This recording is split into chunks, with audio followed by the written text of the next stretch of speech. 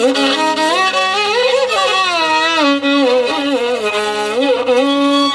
గురుభ్యో నమ. గురు బ్రహ్మ గురు విష్ణు గురుదేవ మహేశ్వర గురు సాక్షాత్ పరబ్రహ్మ తస్మై శ్రీ గురవే నమ. సదాశివ సమారంభం వ్యాసశంకర మధ్యమాం అస్మదాచార్య పర్యంతం వందే గురు పరంపరాం. నారాయణం నమస్కృత్య నరం చైవ నరోత్తం దేవీం సరస్వతీం వ్యాసం తతో జయముదీరయేత్. అపార కరుణా సింధుం జ్ఞానం శాంతరూపిణం శ్రీ చంద్రశేఖర గురుం ప్రణమాముదానం. శ్రీ గురుభ్యో నమః మహాగణాధిపతయే నమః. వచన భాగవత పారాయణం. ఇవాళ ఎపిసోడ్ 11 చెప్పుకోవాలి. ఎపిసోడ్ 10లో ఏం చెప్పుకున్నామంటే, శ్రీకృష్ణ సంకల్ప ప్రభావం బలరామ భీమాదుల ద్వారా నేలగూలి పరంధామంలో చేరుదురు. కాలక్రమంలో జనుల బుద్ధి బలము సన్నగిలును. అంటే దేశాధిపతులు మిగిలిన వాళ్ళు అంత కైకేయ దేశాధిపతులు అందరూ కూడా వీళ్ళ యొక్క ప్రభావంతో ఇది అవుతారని చెప్పాడు. ఇప్పుడు ఎపిసోడ్ 11 చెప్పుకోవాలి. ఇప్పుడు చెప్తున్నాం. ఇది ఎపిసోడ్ 11 కంటిన్యూషన్. మానవుల ఆయు ప్రమాణములు తగ్గిపోవును. భగవతత్వములను ప్రతిపాదించినట్టు వేదములను అవగాహన చేసుకున్నట్లు వారు అసమర్థులగుదురు.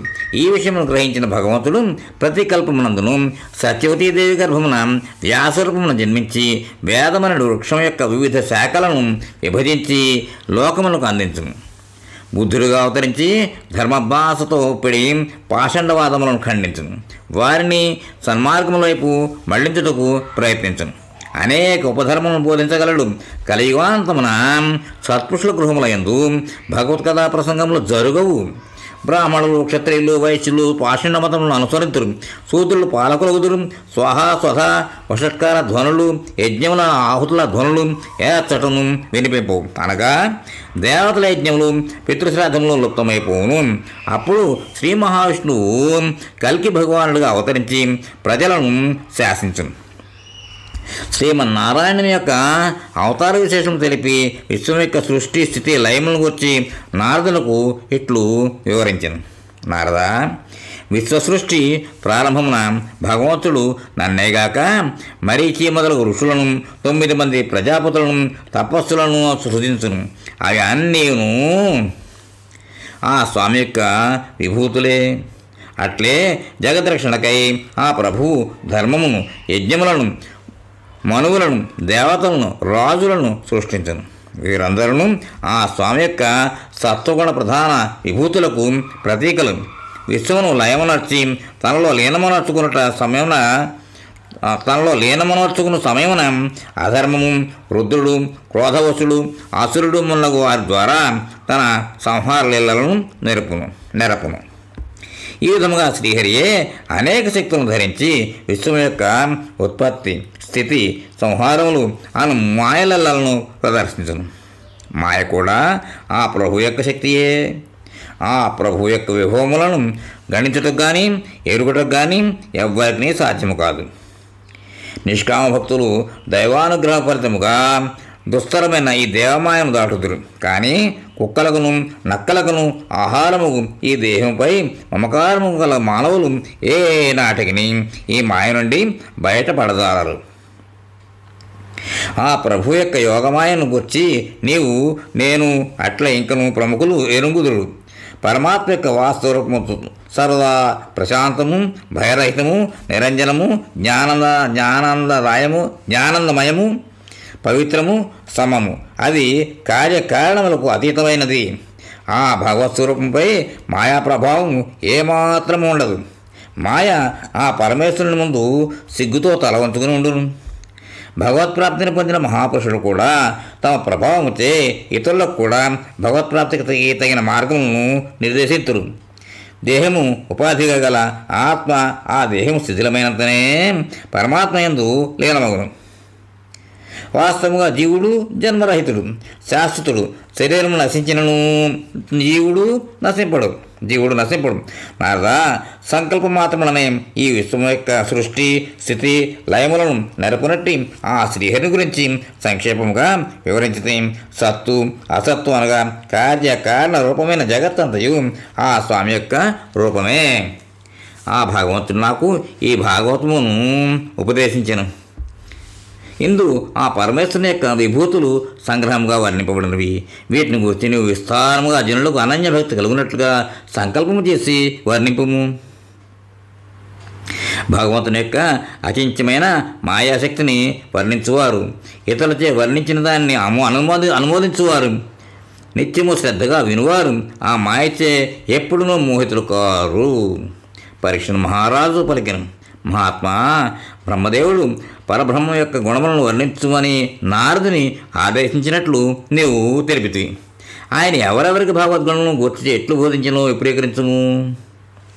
దాని ప్రభావమున లౌకికమైన ఆసక్తులను ఛేదించి సర్వాత్ముడైన శ్రీకృష్ణ భగవాన్ నా మనసును నిలిపి ఈ శరీరమును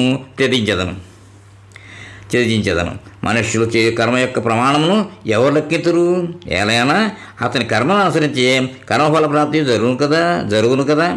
సత్వ రజ తమోగుణములను బట్టి కర్మలను అనుసరించి దేవ మనుష్య తిర్యజ్ఞోనులందు జన్మ ఎట్లు లభించును. ఇంకను అనేక సందేహములు మెదలుచున్న నా సంశయములను తీర్చుకున్నట్లకై నేను నిన్ను శరణుజొచ్చితిని. దయచేసి వీటిని సహేతుముగా క్రమముగా వివరింపుము. నీవు ప్రామాణికముగా స్వయంగానే వివరింప సమర్థుడవు. నీ మాట నాకు ప్రామాణికము. భూసురోత్తమ, నీ ముఖార విందము నుండి జాలువారుచున్న శ్రీహరి కథామృతమును గురోలుచున్న నా యొక్క ప్రాణములకు ఇక ఎట్టి అపాయము కలగదు. ఒక్క విప్రశాపం వలన తప్ప అన్నపానములను ముట్టకున్నను నాకు ప్రాణభయం లేదు. సూతుడు నొడివెను. సౌనకాదిములారా, మహర్షులు నిండి ఉన్న ఆ సభలో పరీక్ష మహారాజు శ్రీహరి లీలాగాథలను వినుటకై సుఖయోగిని ప్రార్థించెను. అందులకు ఆ మహాముని మిగుల ప్రసన్నుడయ్యను. శ్రీమద్భాగవత మహాపురాణము వేదతుల్యమైనది. దానిని బ్రహ్మకల్పారంభమున శ్రీ మహావిష్ణువు బ్రహ్మదేవునికి స్వయముగా అనుగ్రహించింది. దానినే సుఖయోగి పరీక్ష మహారాజు అడిగిన ప్రశ్నలకు అన్నిటికీ క్రమముగా ప్రత్యుత్తరములను ఇచ్చుతూ వినిపించెను. బ్రహ్మదేవుడు పరంధామను దర్శించుట, శ్రీమన్నారాయణ ఆయనకు చతుశ్లోకి భాగవతమును ఉపదేశించుట, బ్రహ్మదేవుని తపస్సుకు పరమపురుషుడు ప్రసన్నుడై ఆయనకు తన పరంధామం దర్శింపజేశాను. ఆ పరమేశ్వరుని దర్శించినంత మాత్రమే బ్రహ్మదేవుని హృదయం ఆనంద పరిప్లుతమయ్యాను. తనువు పులకించిపోగా ఆ ప్రభువు దివ్య చరణములకు శిరసా నమస్కరించాను. శ్రీ మహావిష్ణువు సృష్టి కార్యమును నిర్వహింపమని బ్రహ్మదేవుని నియోగించాను. బ్రహ్మదేవా, మిగులు గోప్యమైన జ్ఞానము విజ్ఞాన సహితముగా నీకు ఉపదేశించను. సావధానముగా వినుము. నా రూప వైవిధ్యము, రూప గుణ కర్మల వైశిష్యమును గురించి ఎరుంగగల సామర్థ్యమును నీకు ప్రసాదించదు. అట్లే నా తత్వజ్ఞానమును గురించి నా అనుగ్రహమును నీకు బోధపడును. పరమాత్మ తత్వము మాత్రమే సత్యము. ఈ విశ్వమంతయును పరమాత్మ నుండి ఉత్పన్నమైనదని ఎరుగవలెను. బ్రహ్మదేవ, ఉత్కృష్టమైన సమాధి ద్వారా నా ఈ సిద్ధాంతమునందు బావుగా స్థిర విశ్వాసమును కలిగి ఉండుము. అప్పుడు కల్పాకల్పాంతరములందు సృష్టి ప్రారంభ సంహారములందు కూడా నా ఎవ్వడును మోహితుడు కావు నువ్వు. అది సచ్చిదానంద పరమాత్మయే సకల దేశ కాలములందును విరాజిల్లుచున్నాడు అని సాధకుడు గ్రహింపవలను. పిమ్మట బ్రహ్మదేవుడు చూడగానే ఆ పరమాత్మ తన రూపమును అంతర్ధానమార్చెను. బ్రహ్మదేవుడు అంజలి ఘటించి పరమాత్మకు ప్రణమిల్లి పూర్వకల్పమునందువలనే విశ్వమును సృష్టించను.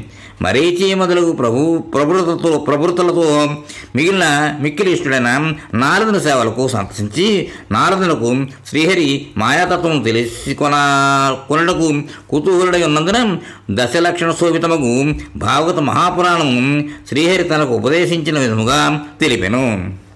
ఓ మహారాజా, నారదుడు వ్యాస భగవానుడికి సరస్వతి నదీ తీరమున ఉపదేశించాను. వ్యాస భగవాన్ నుండి నేను ఆ భాగవతోపదేశమును పొందితిని. నీవు అడిగిన ఇతర ప్రశ్నలకు అన్నింటికి సమాధానముగా నీకు భాగవత మహాపురాణమును వినిపించదు. శ్రీశుకుడు నుడివెను. పరీక్ష మహారాజా, ఈ భాగవత మహాపురాణము 10 విషయాలను గురించి వర్ణించినది. సర్గము, విసర్గము, స్థానము, పోషణము, ఊతి, మన్వంతరము, ఈశాన్య కథనము, నిరోధము, ముక్తి, ఆశ్రయము, వీటిలో 10వదగు ఆశ్రయతత్వము ఆను దానిని మహాత్ములు ఆ మిగిలిన 9 తత్వములను అనగా అవగాహన కొరకు వర్ణించరు. కర్మవాసనలకి ఊతులు అని పేరు ఏర్పడినది భగవంతుని అతని అనన్య భక్తుల సత్పురుషుల యొక్క ఈ కథలనే ఈశ కథలు అని అందరు. ఆశ్రయం అనగా శరణాగతి. ఈ శరణాగతి అన్నిటికంటే శ్రేష్టమైనది, ఉత్తమమైనది. ఆశ్రయతత్వమును ఎరుగుటకే ఇతరములైన 9 తత్వములు సహకరించవు. విరాట్ పురుషుడు అండము నుండి వెలువడిన పిదప తాను నివసించు స్థానమును వెతకసాగను.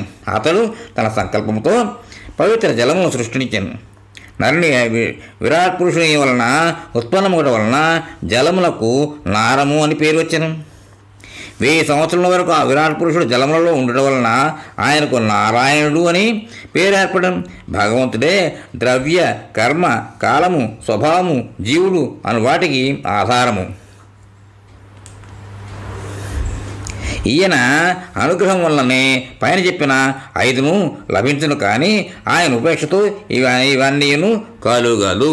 ఇక్కడితో ఎపిసోడ్కి విరామం ఇద్దాం, తర్వాత కంటిన్యూ చేద్దాం. స్వస్తి.